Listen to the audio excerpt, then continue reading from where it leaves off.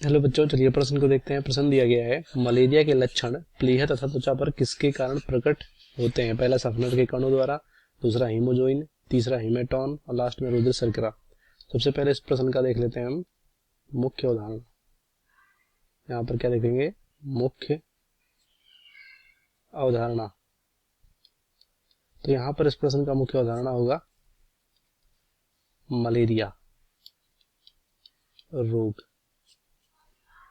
तो बात करें मलेरिया रोग के बारे में। मलेरिया रोग यहाँ पर एक परजीवी होता है, परजीवी। इस परजीवी का नाम है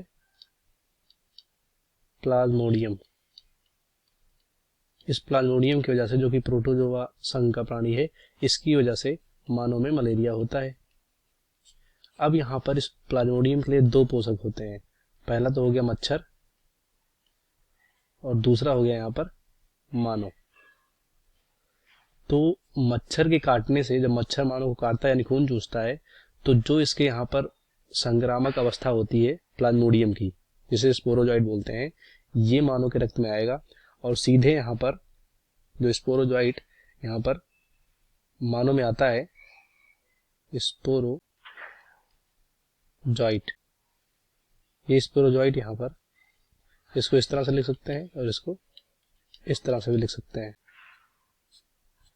ये स्पोरोजॉइट जब मानव के रक्त में आता है तो सबसे पहले मानव के शरीर में आता है, सबसे पहले कहा जाता है यकृत में, और यकृत में जाने के बाद यहाँ पर भी फिर किसमें जाता है? आरबीसी यानी लाल रुधिर कणिका में, और यहीं पर अपना संख्या बढ़ाता है और आरबीसी फटता है। और आरबीसी जब फटता है तो फटने के पहले यहाँ पर जो हमारा ये संक्रामक अवस्था था, यानी जो भी यहाँ पर हमारा प्लाज्मोडियम था, वो क्या करेगा? आरबीसी में उपस्थित जो हमारा हीमोग्लोबिन है उसको खाएगा और आरबीसी टूटेगी।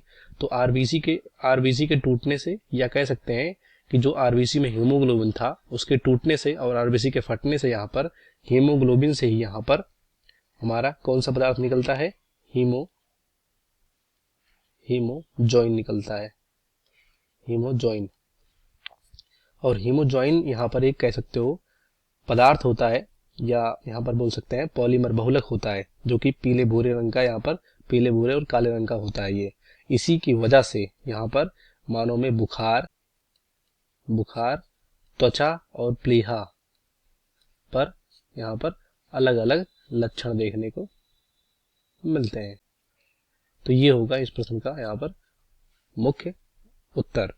मतलब मलेरिया के लक्षण प्लीहा, त्वचा पर किसके कारण प्रकट होते हैं, जैसे कि बुखार वगैरह, ये सब यहाँ पर होता है जो हीमोग्लोबिन के टूटने की वजह से यहाँ पर हीमोजोइन पदार्थ बनता है, और इसी पदार्थ की वजह से यहाँ पर ये सब लक्षण देखने को मिलता है। तो पहला सफनर के कण, तो ये आरबीसी में कुछ लाल रंग के यहाँ पर कण होते हैं जिन्हें सफनर के कण बोलते हैं, जो कि साइंटिस्ट द्वारा खोजा गया, गलत होगा। दूसरा हीमोजोइन, राइट होगा। तीसरा हीमेटॉन, तो हीमेटॉन बेसिकली हीमोग्लोबिन को बोलते हैं, गलत होगा। लास्ट में रुधिर शर्करा भी गलत हो जाएगा। इस प्रश्न का सही विकल्प हमारा होगा बी। बाकी यहाँ पर सभी गलत हो जाएंगे। उम्मीद करते हैं आपको प्रश्न समझ में आएगा। धन्यवाद।